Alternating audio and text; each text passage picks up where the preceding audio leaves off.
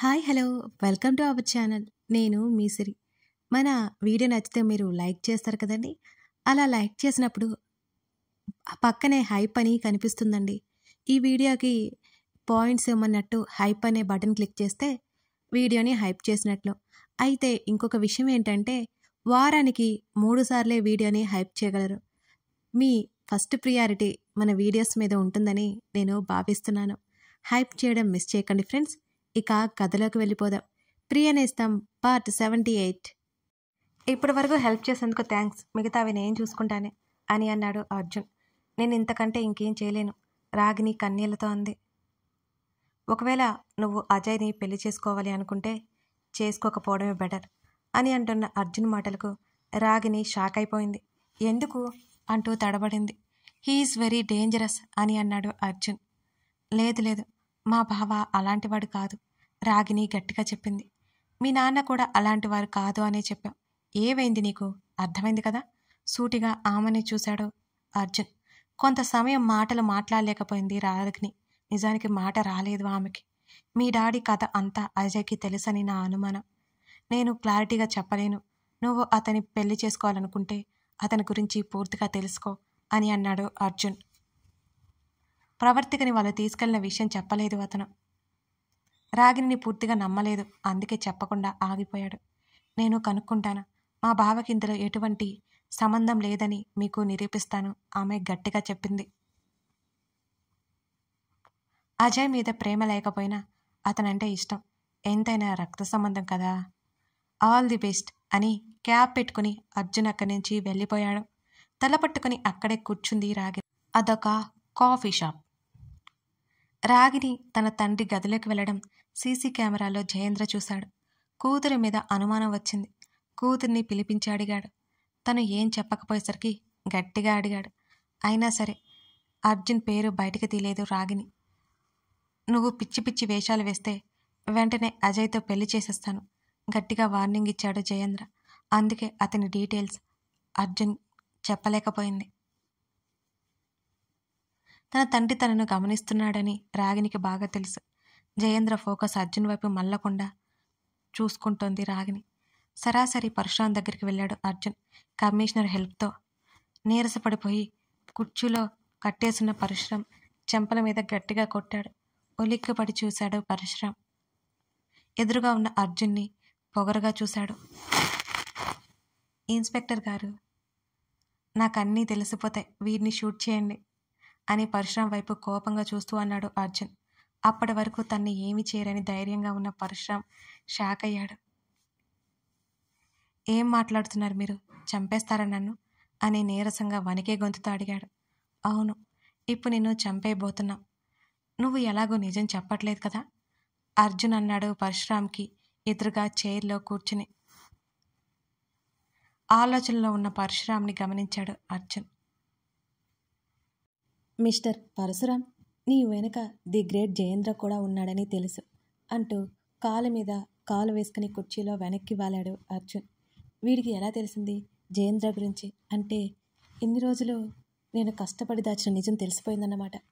ఇప్పుడు నోరు ఎత్తకపోతే చంపేస్తాడేమో, ఎలాగో అలా ప్రాణాలతో బయటపడితే చాలు అని మనసులో అనుకున్నాడు పరశురాం. నన్నేం చేయొద్దు అర్జున్, నన్నేమీ చేయొద్దు. మీకు తెలియనివి ఇంకా ఉన్నాయి, అవన్నీ నేను మీతో చెప్తాను. ప్లీజ్ నన్ను ప్రాణాలతో ఉండనివ్వండి. నీ భార్యకు తండ్రి నేను, నువ్వు అలా చేయొద్దు. నన్ను క్షమించు, నీకన్నీ వివరంగా చెప్తాను అని తడబడుతూ కంగారుగా చెప్పాడు పరశురాం. ఏంటది అని అంటూ ఇన్స్పెక్టర్ చేతిలో గన్ తీసుకుని తిప్పాడు అర్జున్. ఏంటది అంటూ ఇన్స్పెక్టర్ చేతిలో గన్ తీసుకుని తిప్పాడు అర్జున్. అర్జున్ వైపు గుటకలు మింగుతూ చూశాడు పరశురాం. అసలే నాకు గన్ యూస్ చేయడం సరిగ్గా రాదు, నువ్వే తేల్చుకో అని అన్నాడు అర్జున్. వద్దొద్దు, మొత్తం చెప్తాను, నన్ను చంపొద్దు అని వణికిపోతూ చెప్పాడు పరశురాం అర్జున్కి. అప్పటికప్పుడే పరశురాంని చంపేయాలని ఉన్నా ఆ పని చేయలేదు అర్జున్. ఇంకా ఎందరి జీవితాలను నాశనం చేస్తారో తుంచేస్తారో అని మొత్తం బయటికి తీయాలని అనుకున్నాడు అర్జున్. చెప్పడానికి అన్నట్టుగా సరిగ్గా లేచి కూర్చున్నాడు పరశురాం. జయేంద్ర గారికి పెద్ద హాస్పిటల్ ఉంది. దాదాపు ఆయన హాస్పిటల్ కట్టిన తర్వాత ఏమీ మిగలలేదు. హాస్పిటల్కి మంచి పేరు వచ్చింది, డబ్బుకు డబ్బు వచ్చింది. అలా అలా ఉండగా మినిస్టర్ గారి పాపకు హార్ట్ సర్జరీ చేయాలి, ఒక గుండె కావాలని. ఆ పాప దొరకలేదు. అప్పుడు మొదలైంది. ఎవరూ లేని అనాథని చూసి మినిస్టర్ గారి మనుషులు చంపేసి ఆ గుండె వాళ్ళ పాపకు పెట్టించారు. అప్పుడు జయేంద్ర గారికి ఆలోచన వచ్చింది. ఈ పని మొదలుపెట్టారు. అప్పుడే నా కూతురికి బాగోలేకపోవడంతో ఆ హాస్పిటల్కి వెళ్ళా. 10 ఏళ్ళు నా పాపకి గుండెకి హోల్ పడిందని చెప్పారు. మందుల ద్వారా తగ్గిస్తామన్నారు. నా దగ్గర డబ్బు లేదు. ఉన్నది మొత్తం పెట్టేశాను. నా పరిస్థితి క్యాష్ చేసుకుని నాకు ఉపాయం చెప్పాడు జయేంద్ర.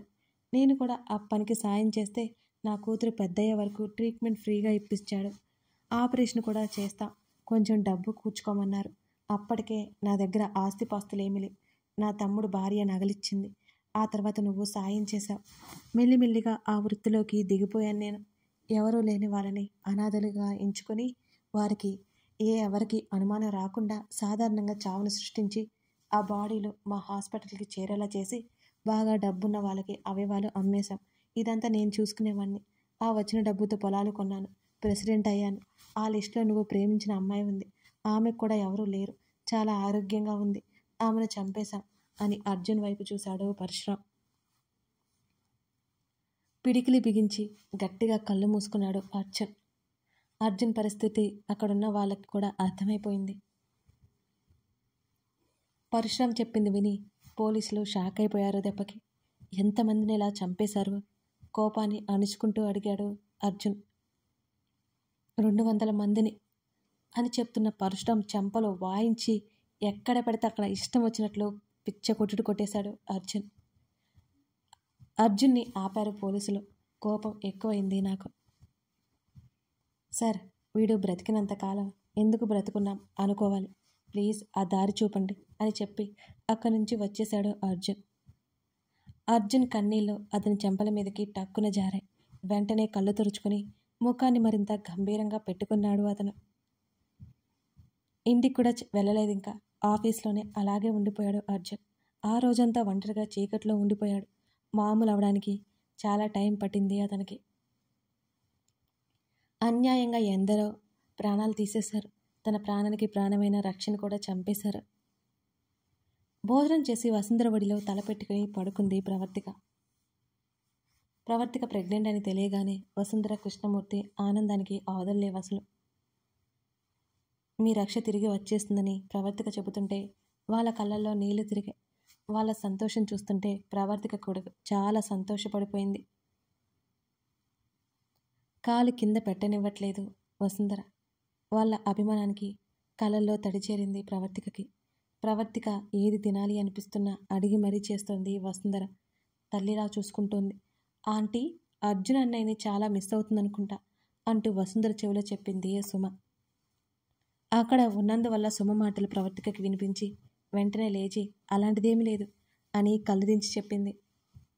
సుమ ఆమెను డైవర్ట్ చేయడానికి కావాలనే అలా ఉంటుందని ప్రవర్తికకి ఏమాత్రం తెలుసు. వీడియో కాల్ చేశాడు అర్జున్. ప్రవర్తిక ఫోన్ గదిలో ఉంది. ఆమె లిఫ్ట్ చేయకపోవడంతో వసుంధరకి కాల్ చేశాడు అతను.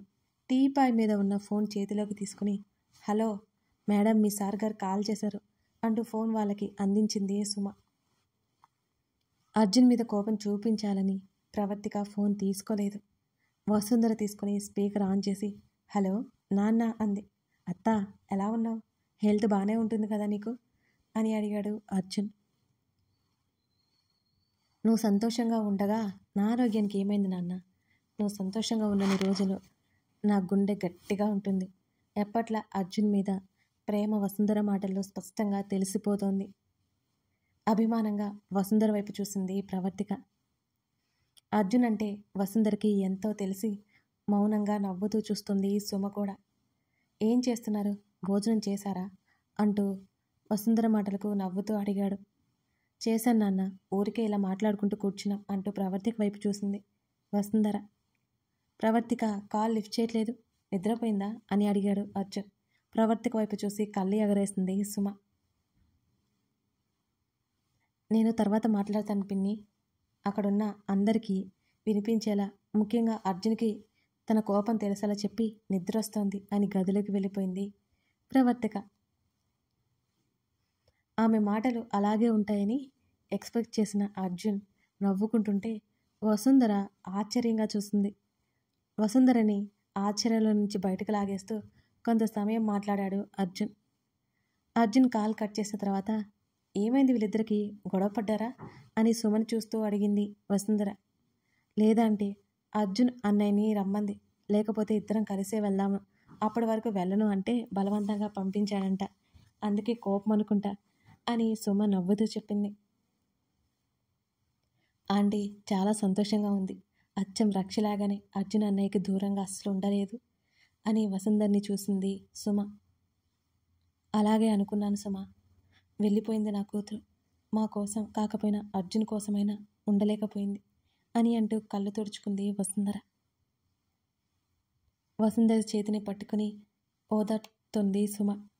చిన్నప్పటి నుంచి తనతో పెరిగిన తన స్నేహితురాలు ఇక లేదని సుమ ఇప్పటికీ కూడా నమ్మలేకపోతోంది. ఆమెకది చాలా కష్టంగా ఉంది. కాసేపటికి కుదిరిపడ్డ తర్వాత ఎవరి గదుల్లోకి వాళ్ళు వెళ్ళిపోయారు. అర్జున్ కాల్ చేశాడు ప్రవర్తికకి. కాల్ లిఫ్ట్ చేయకుండా డిస్ప్లే మీద కనిపిస్తున్న అతన్నే చూస్తోంది. ఫోన్ మీద ప్రేమగా తడిమి చూస్తూ కాల్ లిఫ్ట్ చేసింది. అతని వైపు చూడకుండా ఏటో చూస్తోంది. మాట్లాడవా అని నవ్వుతూ అడిగాడు అర్జున్. మాట్లాడను అని అతని వైపుకి తల తిప్పింది ప్రవర్తిక. ఎందుకు? మీకు ఆల్రెడీ తెలుసు, మళ్ళీ మళ్ళీ అడక్కండి అని ఆమె మూతి ముడి చేసింది. భోజనం చేశావా అని అడిగాడు అర్జున్. మరి మీరు? ఆమె నెమ్మదిగా అంది. చేశాను, ఇప్పుడే చేసి గదిలోకి వచ్చాను అని అన్నాడు అర్జున్. మాట్లాడకుండా అతన్ని చూస్తోంది. బాగా గుర్తొస్తున్నావు అని ఆమెనే చూస్తూ చెప్పాడు అర్జున్. ఏడుపు వస్తుంటే ఆపేసి, అలాంటప్పుడు ఎందుకు పంపించారు నన్ను అని ఉక్రోషంగా అడిగింది ప్రవర్తిక. అత్తయ్య రమ్మంటుంది కదా, అక్కడైతే నువ్వు స్ట్రెస్ లేకుండా హాయిగా ఉండొచ్చు అని చెప్పాడు అర్జున్. ఇక్కడ బాగానే ఉంది, నాకేం బాగోలేదు. త్వరగా రండి అంటూ కళ్ళు దించుకుంది. వీళ్ళనంత త్వరగానే వచ్చేస్తాను సరేనా అన్నాడు అర్జున్. అలాగే అన్నట్టు తల ఊపింది. మీ వాళ్ళు మీ ఊరు వెళ్ళాలి అంట అని అర్జున్ అన్నాడు. అయోమయంగా చూసింది అతని వంక. ఊరా? ఎందుకు? ఇప్పటికే చాలా రోజులు ఉన్నారట, ఇక్కడ ఉండరట. వాళ్ళ ఇష్టమని చెప్పేశాను నేను కూడా అని అర్జున్ చెబుతుంటే, వాళ్ళకి ఏమీ ప్రమాదం జరగదుగా కంగారుగా అడిగింది ప్రవర్తిక. నీ బాబు చేసిన పనిలో ఒక్కటి మంచి పని ఉంది, మీ ఫ్యామిలీ గురించి ఎవరికీ తెలియనివ్వకపోవడం అని అంటూ అతను నవ్వాడు. అతని మాటలకి ఊపిరి పీల్చుకుంది. సరే గాని నా బేబీ ఏం చేస్తుంది అని అర్జున్ అడిగాడు. వాళ్ళ అమ్మా నాన్న మాట్లాడుకుంటుంటే వింటోంది అని చెప్పింది ప్రవర్తిక. ఆ మాటకి ఇంకా నవ్వుతూ, లోన్లీగా ఉంది మీరు లేక అని అన్నాడు అర్జున్. నాకేమైనా హాయిగా ఉందా అని వెటకారంగా అడిగింది. అతను అలా చూస్తుంటే, మీరు లేకపోతే నాకు అసలు నిద్ర పట్టదు అని ఘారంగా చెప్పింది ప్రవర్తిక. ఇంకా అన్నాడు అర్జున్. ఇంకా ఏముంది, అంతే, త్వరగా వచ్చేయండి అని మళ్ళీ చెప్పింది. వచ్చేశాను, హ్యాపీగా ఉండు, అత్తతో టైం స్పెండ్ చేయి. సుమ వాళ్ళు ఇంకో 3 days ఉంటారు. నీకేమైనా అవసరమైతే బయటికి వెళ్ళి తెస్తుంది. ఏ విషయంలో మొహమాట పడకు, అది నీ ఇల్లు కూడా అని వివరంగా చెప్పాడు అర్జున్. అతడు చెప్పిన వాటన్నిటికీ తల ఊపింది ప్రవర్తిక, ఇంకేం చెప్పకుండా. గుడ్, మరి ఉండనా? తల అడ్డంగా ఊపింది. అలాగే బెడ్ మీద వెనక్కి వాలాడు అర్జున్. ఈరోజంతా ఎక్కడికి వెళ్ళారు? అతన్ని మాట్లాడించాలని అంది. ఆఫీస్కి అన్నాడు. ఇప్పటికే చాలా లేట్ అయింది, ఇక పడుకో అతను చెప్తుంటే అంటూ ఏడుపు మొహంతో చెప్పింది ప్రవర్తిక. ఆమె బాధ అర్థం అవుతున్నా సరే, ఏడుస్తున్నావా అంటే ఇంకా ఏడుస్తుంది అని భయపడి, జాగ్రత్త, బాయ్ అన్నాడు అర్జున్. తల ఊపింది. అతను కాల్ కట్ చేశాడు. చూస్తూ ఉండగానే మొబైల్ స్క్రీన్ మీద అతని చిత్రం కనుమరుగైపోయింది. అప్పటి వరకు దాచుకున్న కన్నీళ్లు ఒక్కసారిగా బయటకు దూకాయి. కళ్ళు తుడుచుకొని బొజ్జ మీద చేయి వేసుకొని, మీ డాడీ త్వరగా వచ్చేస్తారు, మనం అసలు కంగారు పడకూడదు అంటూ తన పాపతో చెప్తున్నట్టుగా తనకు తానే సర్ది చెప్పుకుంది ప్రవర్తిక. పడుకున్న కాసేపటికి నిద్రలోకి జారిపోయింది ఆమె. చాలా సంతోషంగా ఉంది అని అంటూ కార్తీక్ని హత్తుకుంది సుమ. ఎందుకు అని నవ్వాడు ఆమె చుట్టూ చేతులు వేసి. ఏం లేదు అని అంది దూరం జరగదు. ఏం లేకుండా ఎందుకు ఆలోచిస్తున్నట్టు ముఖం పెట్టి సుమ బుగ్గ మీద టక్కున ముద్దు పెట్టుకున్నాడు కార్తీక్. అతని పనులకు నవ్వుకుంటూ, ప్రవర్తిక అర్జున్ అన్నయ్య లైఫ్లో హ్యాపీగా ఉంది అని అంది సుమ. ఆ మాటలకి నవ్వుతూ అతను కూడా అవునని చెప్పి చుట్టేశాడు సుమని. అర్జున్ చెప్పరా అని అన్నాడు అర్జున్. ప్రణయ్కి కాఫీ కప్ ఇచ్చాడు. రవి కాల్ చేసింది అని చెప్పగానే అతని వైపు చూశాడు అర్జున్. 4 రోజుల్లో నువ్వు వచ్చేస్తానని చెప్పావంట కదా అని అన్నాడు ప్రణయ్. ఆ మాటకి చిన్నగా నవ్వి 1 నెల అవుతుందో 2 నెలలు అవుతుందో తెలీదు. అలా చెప్పకపోతే నీ చెల్లి ఏడుస్తూ కూర్చుంటుందని అలా చెప్పానులే అని అర్జున్ నవ్వుతూ అన్నాడు. మోసం అని అన్నాడు ప్రణయ్. తప్పట్లేదు అన్నాడు అర్జున్. ఇప్పుడు ఏం చేయాలనుకుంటున్నావు నువ్వు మరి? ప్రణయ్ అడుగుతుంటే తెలియట్లేదురా అని అన్నాడు అర్జున్ ఆలోచిస్తూ. అదేంట్రా? ప్రూఫ్స్ ఉన్నాయి, బట్ అవి ఉపయోగపడేలా లేవు. రాగిని హెల్ప్ చేయడానికి భయపడుతుంది. ఆ జయేంద్ర హాస్పిటల్లో మనిషిని పెట్టాను ఏదైనా ఇన్ఫర్మేషన్ ఇవ్వమని. చూడాలి ఏమవుతుందో. కథ కొనసాగుతోంది. లైక్ చేసి కామెంట్ చేసి సబ్స్క్రైబ్ చేయడం మర్చిపోకండి. Thank you for watching this video. అలాగే తప్పకుండా హైప్ చేసి సపోర్ట్ చేస్తారని ఆశిస్తున్నాను.